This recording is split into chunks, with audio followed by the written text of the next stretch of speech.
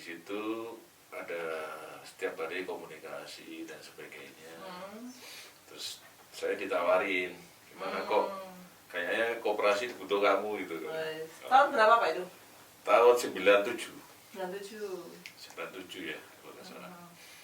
Nah, dari situ, waduh, apa itu koperasi Romo? Saya bilang, ya kamu belajar aja, belajar sama abangmu gitu.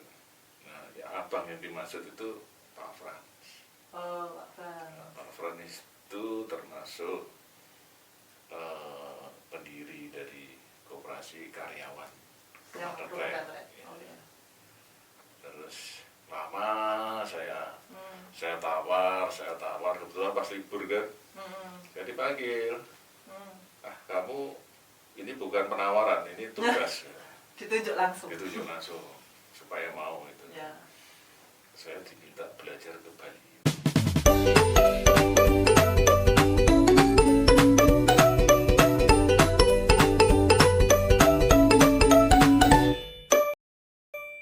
Ketemu lagi di Kupas Sawiran. Kupas Sawiran, semakin dikupas semakin sayang. Apa kabarnya Pak Budi?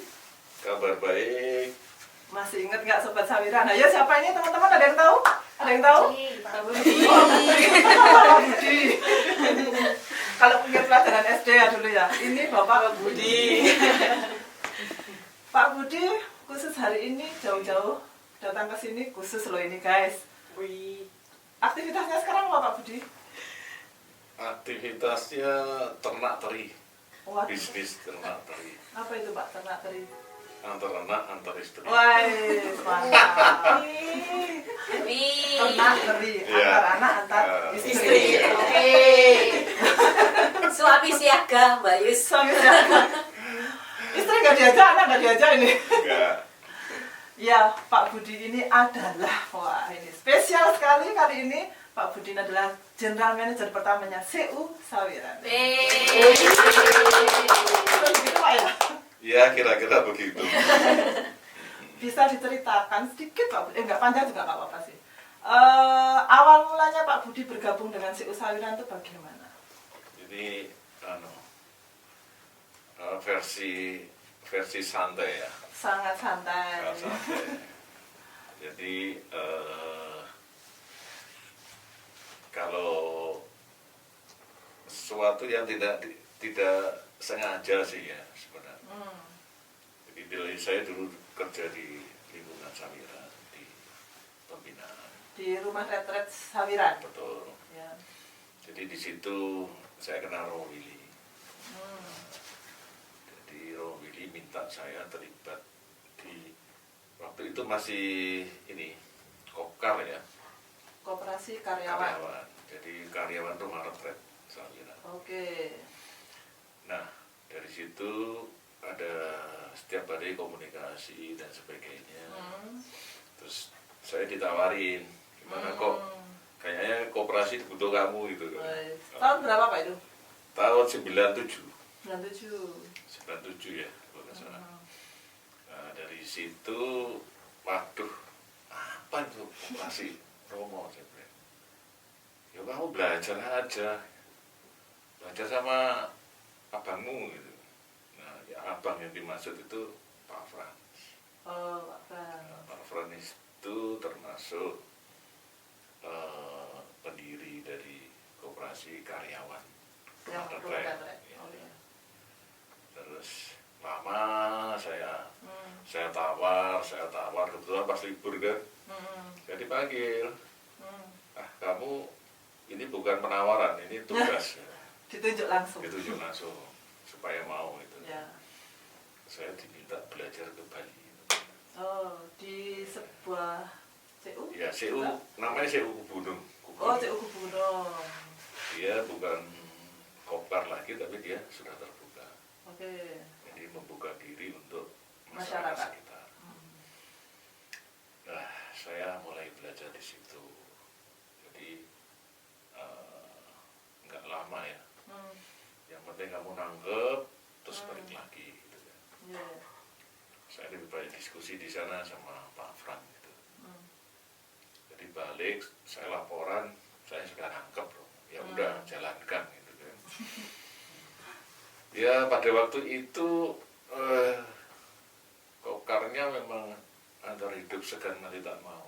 Oh, Jalan, ya. tapi kan harapannya Rohwili kan nggak cuma segitu. Bagaimana kokar ini berdampak benar-benar kepada setiap karyawannya. Gitu. Ya. Terus mulailah diterapkan dulu masih pakai manual, mesin ketik itu. Oh, yang 11 jari. Ya, 11 jari. Terus kita ada ruangan khusus di situ. Lalu ada karyawan 3 kalau nggak salah ya. Masih ingat Pak 3 itu siapa? 3 itu siapa ya? Sudah nggak ada di Sawiran atau masih ada yang bergabung dengan Sawiran? Mbak Susiati kalau nggak salah. Mbak Oh, Susiati. kayaknya sudah nggak ada ya Bu Tati ya? Mbak Erna waktu itu masih ingat saya. Oh, Ketuanya waktu itu Pak Lukas ya. Pak ketua Lukas. pengurus. Oh, ketua. Habis itu saya diminta untuk jadi ketua kan, menggantikan Pak Lukas. Nah, mulai dari situ tertata, manajemennya udah mulai bagus,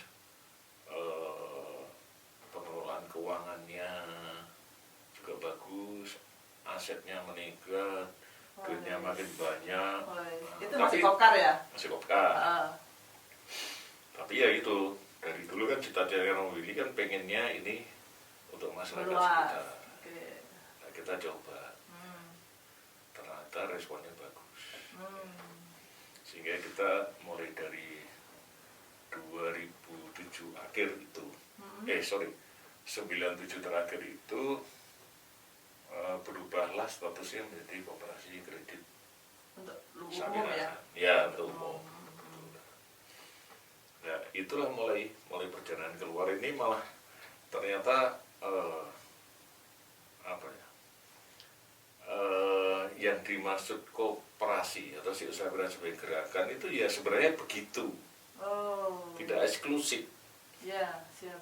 Gak ada koperasi itu eksklusif. Hanya melayani karyawan ya? Ya, sekelompok Sekelompok orang dengan kriteria yang ditentukan di dalam kebijakan organisasi itu, Ya. koperasi guru, koperasi apa namanya, angkatan darat, itu kelompok ya. Jadi kalau sejatinya koperasi itu kan terbuka, Ya, terbuka. Gitu. bukan. Dan itu justru menarik karena pasti bisnisnya berkembang, Ya, dampaknya juga gede, betul. untungnya secara bisnis juga gede. Gitu. Itu awal mulanya gitu. Ya. Jadi, nah pada waktu itu nyambung kan, saya sebagai ketua, lalu berubah di dalam perubahan anggaran dasarnya kan menjadi ketua CO. Ya. Nah, setelah ini berkembang, lalu prinsipnya waktu itu kan apa ya, pengelolaan dengan organisasi itu harus terpisah. Oke, ya. Ya. Antara pengelola dan organisasi tadi ya. Kalau koperasi itu kan pengurus Di dulu kan modelnya kan organisasinya itu. ya pengurus sekaligus pengelola kan. Ya, kalau kebanyakan pengurus sekaligus pengelola. Nah, sehingga muncullah namanya manajemen tadi Oh, yang mengelola secara harian.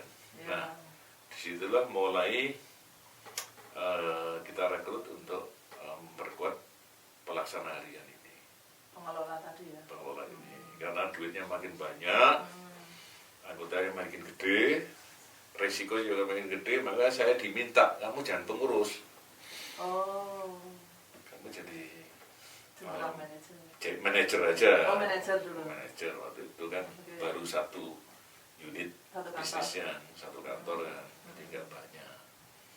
Jadi disitulah mulai sepenuhnya si usahawiran itu bergerak untuk masyarakat terbuka, untuk masyarakat yang lebih luas. Lebih luas.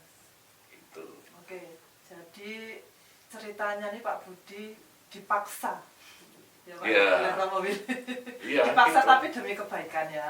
Ya, Jadi untuk akhirnya bisa Sawiran bisa sampai sekarang. ya, gitu. Nah, Sobat Sawiran tentunya Sawiran yang sekarang sudah 11 kantor tidak berjalan begitu saja. Nah, ketika Pak Budi menjadi general manager sempat berapa kantor yang dibuka? Pertama itu Sawiran sendiri, lalu Rumah yang di Indo ya, rumah Retel situ ya Indo. lalu ada Tosari, Lawang, Sebentar Pak, satu-satu ya. urut-urutannya. Kita Kalau kupas. urutannya harus lihat ini dulu. Ya tepean. Ya. Karena memang sudah lama sekali. Jadi pertama Sawiran Ah, ah. di rumah retret itu. Ya. Terus setelah itu Setelah itu Lawang. Lawang, di Lawang dibuka. Lawang itu sebenarnya Heeh. apa ya? Penyempurnaan yang dicapang. Jadi kita dari Sawiran Heeh. Buka Capang dulu. buka di Capang, Capang itu di Lawang ya? bukan Oh, bukan di mana, Pak? di arah Purwosari. Oh, Jadi oke. kalau turun Sawiran dari pertigaan Purwodadi itu arah ke kanan. Surabaya, Oh. ke kiri. Oke. Itu di situ. Heeh. Terus Habis itu kita modelnya itu kan kita apa ya, mengikutin apa ya, mengikutin arah pasar ya, oh, arah marketnya ya. banyak anggotanya kemana? Iya, Oh. jadi arahnya ke sana. Oke. Jadi cabang jalan kita lalu buka Tosari. Oke. Ya, jadi Tosari itu nongko jajar naik. naik Ke ke atas ya? atas arah Bromo. Kalau Sobat Sawiran pernah ke Bromo lewat nongko jajar, ya Pak ya, pasti Hmm. lewat Tosari. Hmm. Oke. Jadi karena kita belajar waktu itu ya, Heeh. baru belajar keluar dari kandang ini namanya. Keluar dari Sawiran itu tadi ya. Ya, keluar dari Sawiran. Jadi hal baru kan. Ya. Itu yang saya dapat belajar di Kalimantan Barat waktu itu. Hmm. Tapi itu kita bicarakan nanti. Hmm. Nah, dari Capang saya buka lagi di Pakis. Jadi Oh. Capang, Pakis dan Sawiran itu berjalan secara Oh, Pakis paralel. Malang ya. Ya, Hmm. Pakis Malang. Oke. Bukan Pakis yang arah Panjen ya, Pakis Ya, yang di sini. Pakis Malang. Arah Jabung. Jabung. Tapi yang glidingnya kenceng itu di Tosari. Hmm. Di Tosari. Jadi Dinding kenceng itu maksudnya anggota pertumbuhannya banyak. betul. Oke. Responnya masyarakat itu cukup luar biasa di sana. Kenapa kayak kira-kira? Mungkin pendekatan kita yang bukan mungkin ya. Saya kira itu bisa dipastikan pendekatan kita yang bagus. Menarik Karena pendekatan. pertama, Heeh. kedua kompetitornya kan belum banyak. Ya, karena daerah pegunungan mungkin Ya, ya. Beda tapi- daerah kota. Tapi ada satu kompetitor yang kuat, Apa itu? BRI. Oh, saat itu di situ sudah ada BRI. Ada BRI. Oke. Jadi semua pelayanan keuangan, Hmm. termasuk pembayaran rekening listrik, pembayaran air, Hmm. transfer itu lewatnya BRI. BRI Tosari. Oke. Nah, kita tertantang untuk itu. Begitu masuk, karena pendekatan kita itu lebih ke jemput bola. Oh, mendatangi Lebih ke lapangan. rumah anggota. Gitu. Waktu itu sasarannya pasar. Oh, pasar. Nah, uniknya pasar di Tosari itu jam 4 pagi udah buka. Buka. Nah, jam 7 pagi sudah bubar. Nah, Maka kita harus ke lapangannya ya mulai jam 5 subuh itu Woi. udah jalan. Itu berarti jam kerjanya jadinya bagaimana Pak itu? Oh. Menarik itu. Kalau ini soal bukan masalah jam kerja kalau dulu ya. Oke. Jadi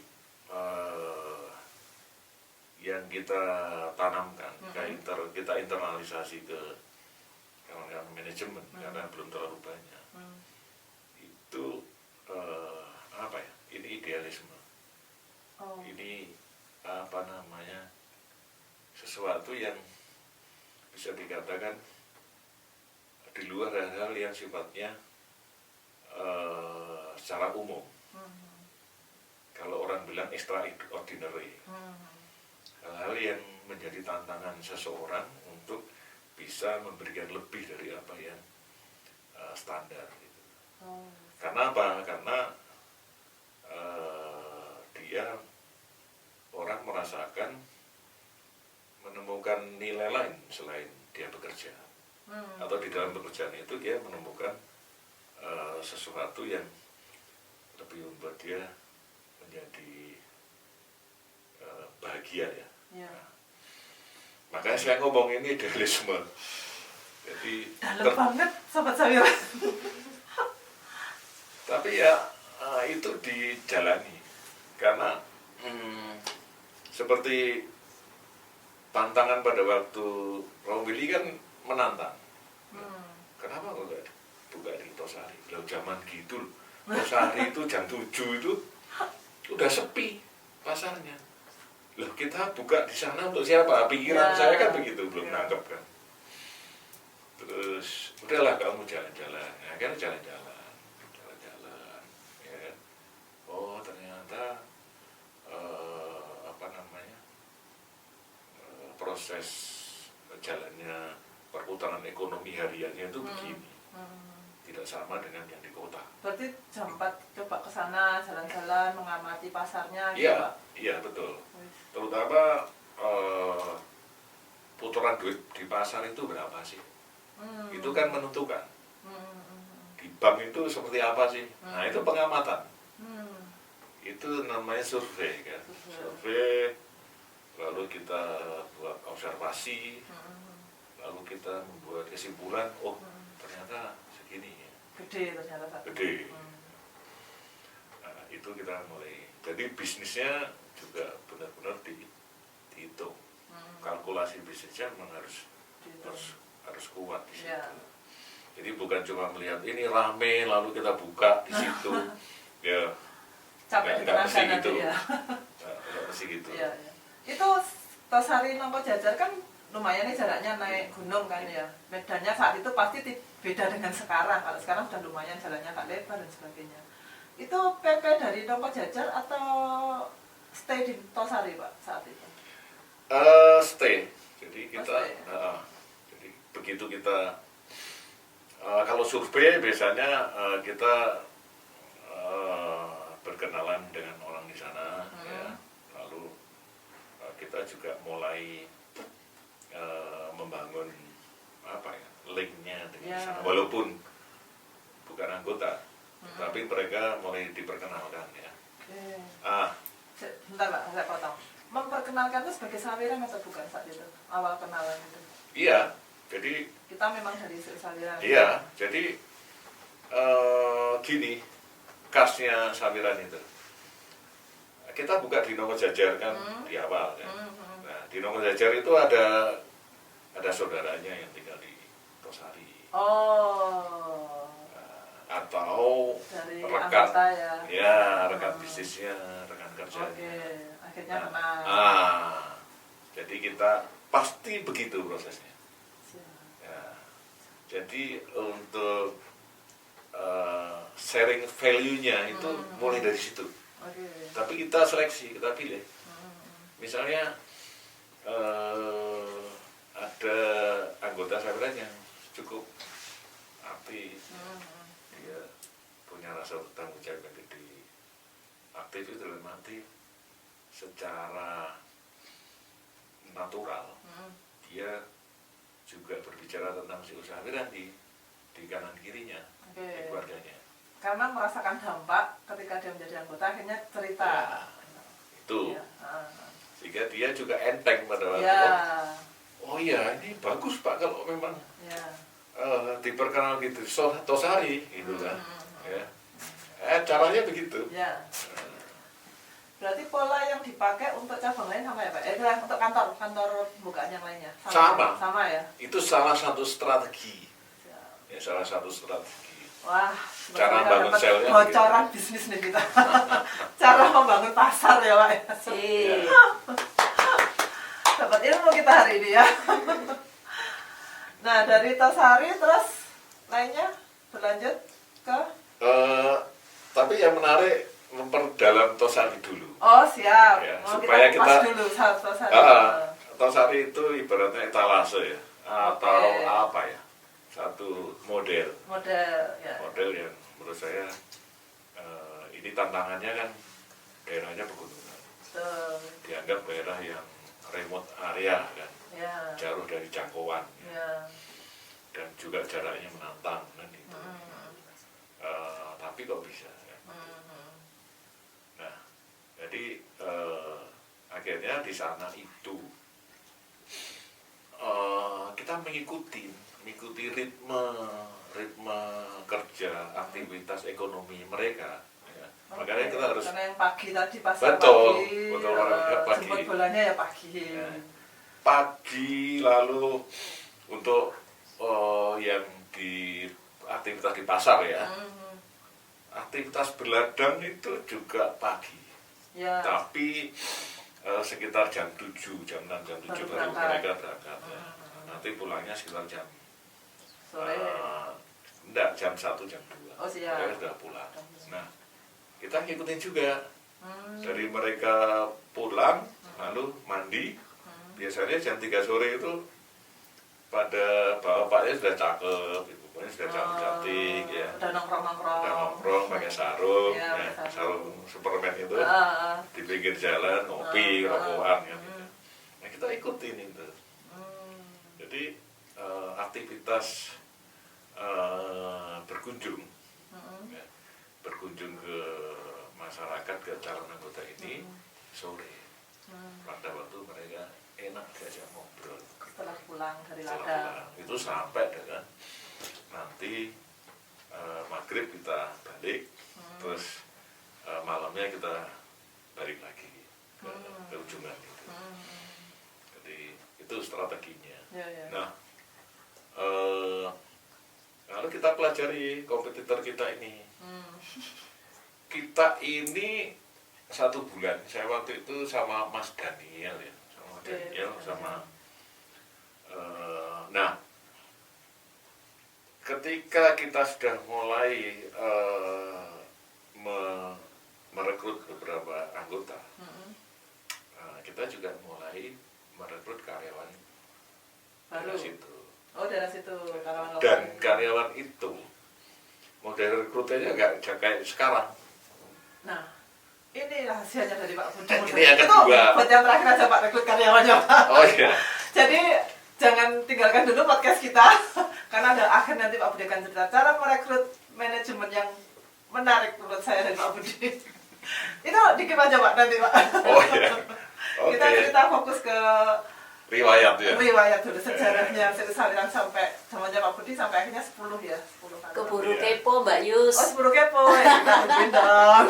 Jadi lanjut ya Mbak Oke ya. lanjut. Jadi seru. Dan kita sudah mulai mikirin ini, tempatnya di mana. Tempatnya di mana juga Mulai kita cari kantor. ya, kita sounding ke masyarakat di sana. Ayo kalau buka kantor di sebelah mana sih? Nah, minta bantu dong di mana tempat yang bisa untuk disewa dulu ya. Nah, mereka minta ini daerah sekitar BRI situ. Nah, begitu Itu buka, dekat pasar. sekitar 100 meteran dari 100 meter dari pasar. gitu. Jadi persis depannya BRI. Kita sewa kantor seadanya, Berarti berhadapan sama BRI langsung. berhadapan. Oh, yes. Cuma kita kantorkan seadanya. Lalu 1 bulan itu kita lihat aja kan, masih orang masih arusnya ke sana, orang masih asing kan gitu. Ya, Oke. tapi kita pelajari gitu. Nah, itu hal yang penting banget. Jadi kita pelajari kompetitor kita ini seperti apa sih, Ya. kelebihannya, kelemahannya. Ternyata kita menangkap banyak-banyak keluhan gitu. Hmm. Nah, sehingga keluhan itu kan pain yang harus dijawab Ya. oleh kita Ya, sebagai sebenarnya kebutuhan masyarakat sekitar Ya. yang tidak dipenuhi oleh lembaga lain. ya Saya kan mencoba untuk memenuhi. ya bukan hanya kebutuhan tapi kekecewaan katakanlah. Oh. Kecewaannya apa sih? Ya. Itu harus ditangkap. Ya, oke. Nah, itu dicatat, lalu kita bagaimana menjadi obat rasa kecewa itu. Obat yang manis tapi. Obat yang manis Oh. pasti. Ya. Nah, akhirnya dalam waktu kurang dari setahun, ya, sebelah sini jadi lebih ramai dari sebelah sini. Berhasil menangkap pasar. Itu. Ya. Terus akhirnya kawan kita itu pindah kantornya Oh, pindah. ke atas dekat pasar kan. Oh, mendekati pasar. Nah, karena nggak betah sama kita. Ya itulah kelebihan dari gerakan kita ya. Ya. Karena kalau lembaga lain, Hmm. institusi lain pasti mereka terpaku pada apa yang menjadi SOP Ya. atau peraturan-peraturan secara umum. Buka jam sekian, pulang jam sekian ya, gitu. Bahkan istirahat jam sekian ya kan. Nah, kita ini loss. Jadi kita mau buka atur misalnya buka jam berapa, ya kita Bisa kompromi, menyesuaikan. mendingan menyesuaikan dengan kebutuhan dari Masyarakat. masyarakatnya di situ. Nah itulah jawaban atas kebutuhan masyarakat di sana. Menarik, menarik. Rata-rata begitu. Ritme itu yang dipakai akhirnya membuka kantor-kantor lain ya. Ya. Nah, setelah Tosari? Setelah Biasa? Tosari itu ya tadi Capang lalu jadi Lawang, Ya, Pakis jadi Blimbing. jadi tebel Jadi ya, jadi ada prosesnya 1 tahun, 2 tahun baru menentukan secara definitif ini Oke. posisi yang paling strategis di mana gitu kan. Ya. Nah, jadi Capang di situ, Blimbing yang sekarang ini Ya. dekat Rel Sepur dulu, Ya, yang sekarang. Ya, sekarang. Dulu di Pasar Pakis. Oh, Jauh kan? Jauh, Nah. lebih ke pinggir. Lalu ke Panjen, Oh, langsung ke sana. langsung ke Panjen. Lalu langsung Panjen. daerah Kidul sana. Ya. Ke Panjen itu kalau itu langsung sampai dari awal sampai sekarang masih kantornya di situ. Tetap ya berarti ya. Tetap di situ. Ah.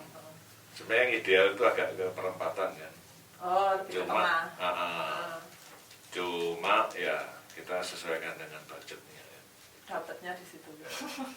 Lalu di Noyo, Oh, di Noyo. habis di Noyo Sawo Jajar, Sawo Jajar balik ke Ngatisari.